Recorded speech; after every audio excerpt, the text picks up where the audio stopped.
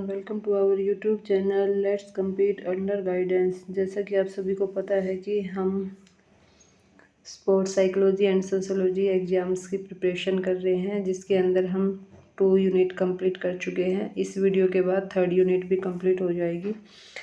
इसमें हम क्या करेंगे, इस वीडियो के अंदर हम पढ़ रहे हैं मीनिंग ऑफ ग्रुप डायनामिक्स के बारे में, स्ट्रक्चर ऑफ ग्रुप के बारे में, एंड सोशल ग्रुप लाइफ क्या होती है, and primary group and remote group क्या होता है, and meaning of cohesion and development of team cohesion. इन सभी के बारे में हम करेंगे कि ये सब क्या होते हैं। इसको विद एक्सप्लेनेशन अच्छे से करेंगे। आई होप आप सभी वीडियो देख रहे होंगे और लाइक करने के लिए आपको कहने की ज़रूरत नहीं होनी चाहिए। तो लास्ट तक आप इस वीडियो को ज़रूर देखना, काफ़ी इम्पोर्टेंट है ये टॉपिक और ये सब्जेक्ट आपके लिए। सबसे पहले हम करेंगे ग्रुप डायनेमिक्स। ग्रुप डायनेमिक्स का मतलब है, ग्रुप का मतलब समूह और डायनेमिक्स का मतलब होता है गति की, यानी कि गति। ये 2 वर्ड से मिलकर बना है। किसे? ग्रुप डायनेमिक्स 2 वर्ड से मिलकर बना है। ग्रुप यानी कि व्यक्तियों का ऐसा समूह जिनका कोई समान उद्देश्य हो, यानी कि जिनका पर्पस सेम हो, ऐसे पर्सन्स का ग्रुप। और गतिकी का मतलब है समूह के भीतर होने वाली गतिविधियाँ, व्यवहार और पारस्परिक प्रभाव, यानी कि उस ग्रुप के अंदर क्या क्या कार्य किए जाते हैं, सबका आपस में व्यवहार कैसा है और उसका क्या इफेक्ट है, वो गतिकी यानी डायनेमिक्स के अंदर पढ़ा जाता है। इसका मतलब है समूह गतिकी वह प्रक्रिया है जिसमें समूह के सदस्य एक दूसरे के साथ व्यवहार करते हैं, विचार साझा करते हैं तथा समूह के उद्देश्यों को प्राप्त करने के लिए कार्य करते हैं। ये क्या कहलाएगा? Group dynamics. इसकी डेफिनेशन क्या रहेगी? अमेरिकी मनोवैज्ञानिक है कुर्ट लेविन। क्या? कुर्ट लेविन को समूह गतिकी का जनक माना जाता है, यानी कि इसने ही इस वर्ड का नाम दिया था। समूह गतिकी समूह के सदस्यों के बीच होने वाले पारस्परिक क्रियाओं और उनके प्रभाव का अध्ययन है, यानी कि जो काम करते हैं वो आपस में मिलके और उनका क्या इफेक्ट है उसके बारे में स्टडी करना ही समूह गतिकी है। तो कैरेक्टरिस्टिक ऑफ ग्रुप डायनेमिक्स यानी समूह गतिकी की विशेषताएं क्या क्या है वो पढ़ेंगे। समूह का मतलब ही ये है कि 2 या 2 से अधिक उसके अंदर पर्सन होंगे और सबका पर्पज है, जो ऑब्जेक्टिव है वो सेम है, उद्देश्य सेम है। सदस्यों में पारस्परिक संबंध होंगे, यानी तभी तो ग्रुप रहेगा, अदरवाइज तो ग्रुप टूट जाएगा। समूह में सहयोग और समन्वय पाया जाता है और प्रत्येक सदस्य का व्यवहार दूसरे को प्रभावित करता है। अब खेल एवं शारीरिक शिक्षा में यानी स्पोर्ट्स और फिजिकल एजुकेशन में इसका क्या महत्व है ग्रुप डायनेमिक्स का वो, तो इसमें क्या होगा, अगर हम इकट्ठे ग्रुप बना के काम करेंगे तो टीम भावना का विकास होगा, खिलाड़ियों में सहयोग बढ़ता है और नेतृत्व क्षमता विकसित होती है, लीडरशिप आती है, अनुशासन और सामंजस्य बढ़ता है और खेल प्रदर्शन में सुधार होता है। जैसे कि क्रिकेट टीम है, फुटबॉल टीम है, या क्लास के अंदर स्टूडेंट्स का भी ग्रुप होता है, योग समूह है। नेक्स्ट करेंगे हम स्ट्रक्चर ऑफ ग्रुप, यानी कि समूह की संरचना। समूह की संरचना का क्या मतलब है? समूह के संगठन, सदस्यों की क्या क्या भूमिका है, नियम क्या क्या है उसके अंदर, और क्या क्या जो वर्क है वो डिवाइड किया गया है। ठीक है, यानी समूह के संगठन, सदस्यों की भूमिका, नियमों तथा कार्य विभाजन से है। समूह की संरचना के प्रमुख तत्व क्या क्या है? नेतृत्व, सबसे पहले क्या दिया इसने? नेतृत्व, लीडरशिप, यानी समूह को दिशा देने वाला व्यक्ति नेता कहलाता है। देखो, कोई भी ग्रुप में वर्क तभी पॉसिबल है जब उसको कोई लीडर करने वाला हो। ठीक है, एक पर्सन ऐसा जरूर होता है कि जो उनको डायरेक्शन दे सके, जैसे कि किसी भी टीम के अंदर उसका कप्तान होता है या क्लास के अंदर टीचर होता है। और रोल्स, सेकंड नंबर पे क्या है? पहले लीडरशिप, सेकंड नंबर पे रोल्स, भूमिका। प्रत्येक सदस्य का एक विशेष कार्य होता है, जैसे कि फुटबॉल में गोलकीपर का काम अलग है, डिफेंडर का अलग, स्ट्राइकर का अलग। नियम एंड मानदंड भी कुछ होते हैं, समूह के कार्य करने के नियम होते हैं, यानी कि हमें समय पर वो प्रैक्टिस करनी है। खेलों के अंदर हर चीज़ का एक टाइम होता है, अनुशासन बनाए रखना है। कम्युनिकेशन, सदस्यों के बीच विचारों का आदान प्रदान को यानी कि कम्युनिकेशन बोलते हैं। स्टेटस, स्थिति या पद, समूह में प्रत्येक सदस्य की स्थिति अलग होती है। कप्तान का स्थान अन्य खिलाड़ियों से अलग होता है। ये एग्जाम्पल दिए गए। नेक्स्ट है कोहेजन, यानी कि समूह के सदस्यों के बीच आकर्षण और जुड़ाव, यानी कि सभी के बीच में आपस में एकता की भावना। समूह संरचना का महत्व क्या है? अब ग्रुप ऑफ स्ट्रक्चर है जो उसका इम्पोर्टेंस क्या है?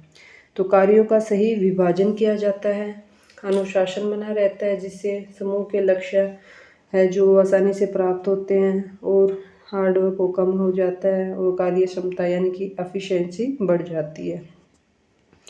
नेक्स्ट क्या है? सामाजिक समूह जीवन, यानी कि सोशल ग्रुप लाइफ। ये क्या होता है? मनुष्य क्या है? एक सामाजिक प्राणी है। वह समाज में विभिन्न समूहों के साथ जीवन व्यतीत करता है। जैसे स्टार्टिंग में बर्थ के टाइम ही वह फैमिली में रहता है, फिर स्कूल में जाता है, फिर फ्रेंड सर्कल बनाता है, ठीक है। इस तरह से वो हमेशा क्या करता है? ग्रुप में काम करता है। सामाजिक समूह जीवन कहते हैं उसे। सामाजिक समूह जीवन का अर्थ है जब व्यक्ति परिवार, मित्र, विद्यालय, खेल, टीम आदि समूह के साथ मिलकर जीवन जीता है। सामाजिक समूह की अब क्या क्या कैरेक्टरिस्टिक विशेषताएं हैं? तो पारस्परिक संबंध वो आपस में अच्छा रहेगा, सहयोग की भावना आएगी, सामाजिक नियमों का पालन करेंगे, सामूहिक उत्तरदायित्व होगा, और सामूहिक ही उनका उद्देश्य होगा, यानी सभी का सेम होगा पर्पज। सामाजिक समूह जीवन का महत्व, यानी कि व्यक्तित्व विकास। व्यक्ति में क्या होगा? कॉन्फिडेंस, यानी कि और सामाजिक गुण विकसित होंगे, सहयोग की भावना आएगी उनके अंदर, अनुशासन आएगा, नियमों का पालन करेंगे तो लीडरशिप की भावना आएगी, ठीक है। सामाजिक समायोजन, व्यक्ति समाज के साथ एडजस्टमेंट करना सीख जाता है।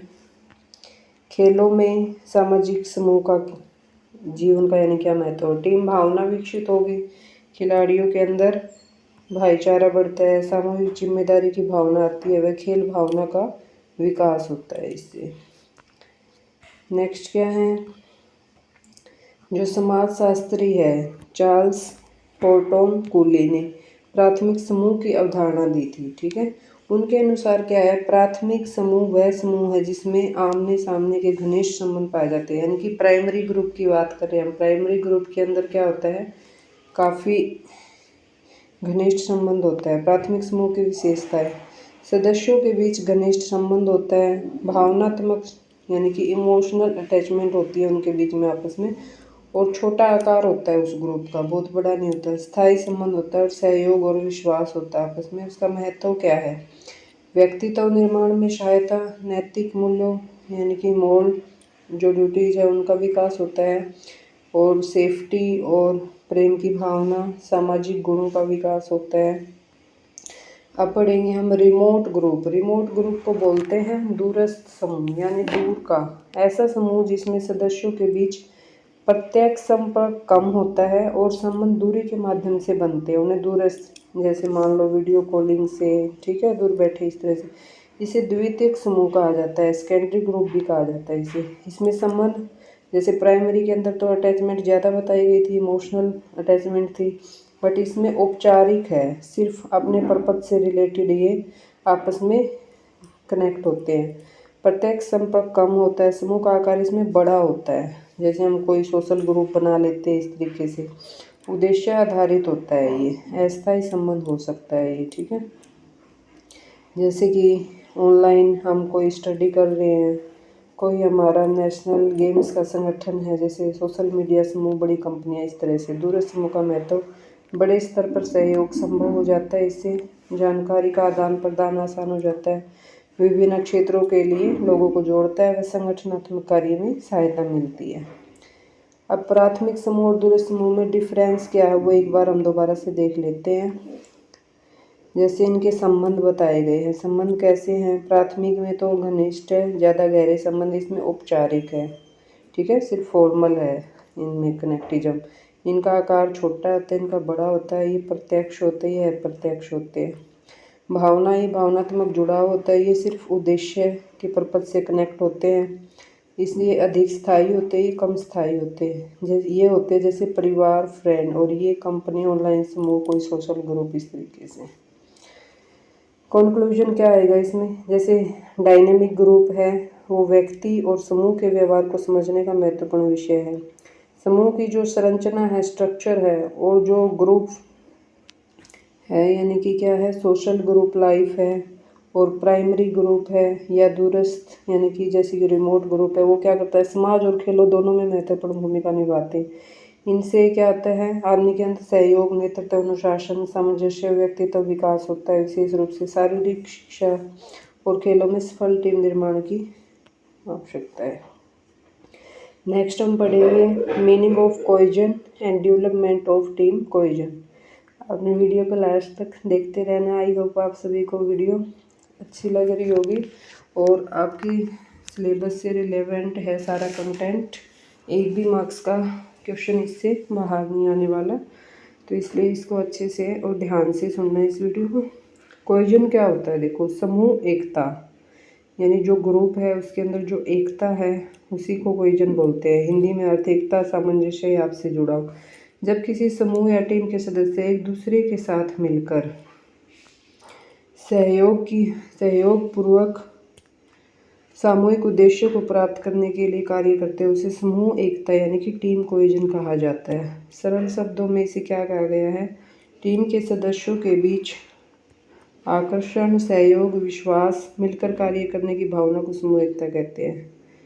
खेलों में यह अत्यंत महत्वपूर्ण है क्योंकि टीम की सफलता केवल व्यक्तिगत प्रतिभा पर निर्भर नहीं करती, ये आपसी तालमेल पर निर्भर करती है। जैसे कोई भी टीम गेम है, क्रिकेट हो, फुटबॉल हो, तो आपसी सहयोग से ही हम उस गेम को जीत सकते हैं। अकेला कैप्टन कुछ नहीं कर सकता।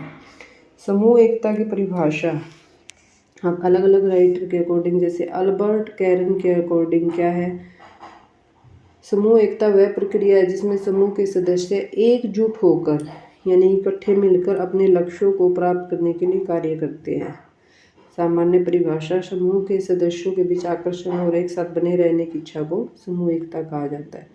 अब कैरेक्टरिस्टिक ऑफ कोहेजन यानी समूह एकता की विशेषताएं क्या है, इससे क्या होगा, सहयोग की भावना आएगी, सामूहिक लक्ष्य, टीम का उद्देश्य सभी के लिए यानी कि समान होता है, पारस्परिक विश्वास, एक दूसरे पर भरोसा करते हैं, एकता और सामंजस्य बनी रहती है आपस में, टीम भावना यानी कि व्यक्तिगत स्वार्थ से ऊपर टीम के हित के लिए हार्डवर्क किया जाता है।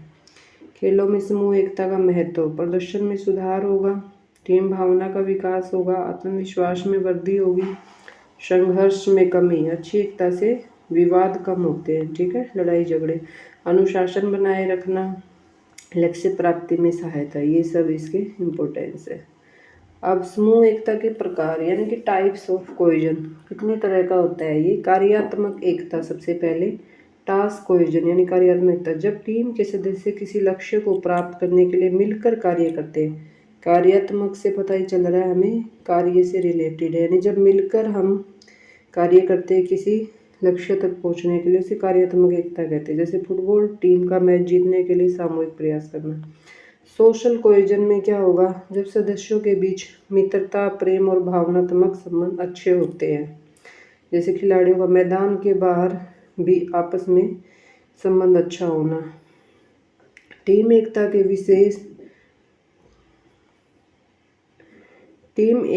विकास के उपाय यानी कि डेवलपमेंट ऑफ टीम कोहेजन।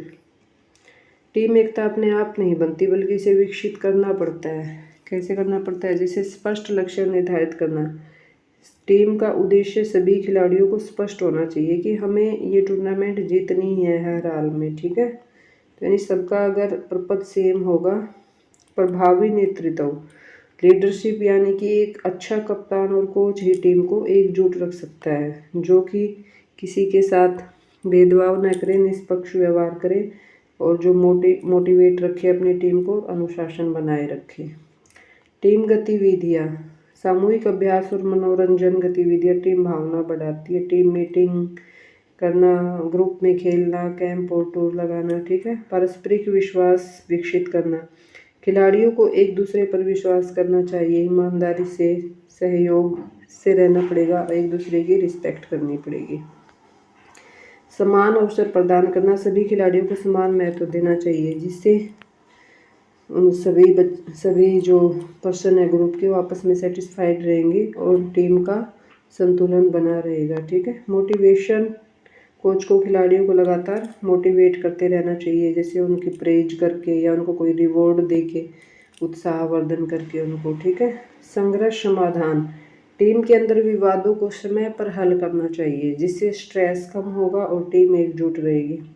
अनुशासन बनाए रखना, टीम के नियमों का पालन आवश्यक है, समय पर अभ्यास करना, खेल भावना बनाए रखना और सकारात्मक वातावरण बनाना है, यानी कि पॉजिटिव, ठीक है। टीम का वातावरण कैसा होना चाहिए, आपस में फ्रेंडशिप यानी कि उनकी बहुत अच्छी होनी चाहिए, मित्रतापूर्ण और सहयोगपूर्ण होना चाहिए, कोऑपरेटिव एंड फ्रेंडली होना चाहिए उनका एनवायरनमेंट। टीम एकता को प्रभावित करने वाले कारक, यानी कोहेजन को प्रभावित करने वाले कौन कौन से कारक है, कौन कौन से हैं। तो नेतृत्व, अच्छा नेतृत्व एकता बढ़ाता है। संचार बेहद स्वाद सहयोग बढ़ाता है, यानी कि आपस का जो कम्युनिकेशन है, संचार का मतलब। सफलता क्या है, जीत से टीम भावना मजबूत हो जाती है। संघर्ष अधिक विवाद एकता कम करते हैं। खिलाड़ियों का व्यवहार, सकारात्मक व्यवहार टीम को जोड़ता है। खेलों में टीम एकता के उदाहरण कुछ एग्जाम्पल देखे, जैसे क्रिकेट है। क्रिकेट क्या है, सभी खिलाड़ी मिलकर रणनीति बनाते हैं और एक दूसरे का समर्थन करते हैं, यानी कि आपस में बात मानते हैं। कबड्डी, टीम के सभी खिलाड़ियों का तालमेल ही सफलता की कुंजी होता है। और वैसे ही हॉकी और फुटबॉल में भी जैसे पासिंग कब करनी है, ये सब समन्वय टीम एकता का उदाहरण है। तो क्या कंक्लूजन रहेगा अभी तक हमने जो पढ़ा है उसका, तो जो कोहेजन है किसी भी टीम की सफलता का आधार है। खेलों में केवल व्यक्तिगत प्रतिभा पर्याप्त नहीं होती, यानी कि इंडिविजुअल पर्सन कुछ नहीं कर सकता, इंडिविजुअल गेम के अंदर कर सकता है वो, बट टीम गेम के अंदर नहीं कर सकता, बल्कि खिलाड़ियों के बीच सहयोग, विश्वास और सामंजस्य भी आवश्यकता होता है। प्रभावी नेतृत्व, अच्छा संचार, अनुशासन, सकारात्मक वातावरण द्वारा टीम एकता का विकास किया जा सकता है। मजबूत टीम क्या करती है, मजबूत टीम की एकता है जो खिलाड़ियों के प्रदर्शन यानी परफॉर्मेंस और टीम की सफलता दोनों को बढ़ाती है। तो इसलिए जो कोहेजन है या ग्रुप है वो फिजिकल एजुकेशन और स्पोर्ट्स दोनों में काफ़ी इम्पोर्टेंट रोल अदा करता है। आई होप आपको ये वीडियो काफ़ी अच्छी लगी होगी। अगर कहीं भी कोई आपको कमी लगती है तो आप कमेंट कर सकते हो और मुझे बता सकते हो कि आपको वीडियो ऐसी करनी है। Thank you so much.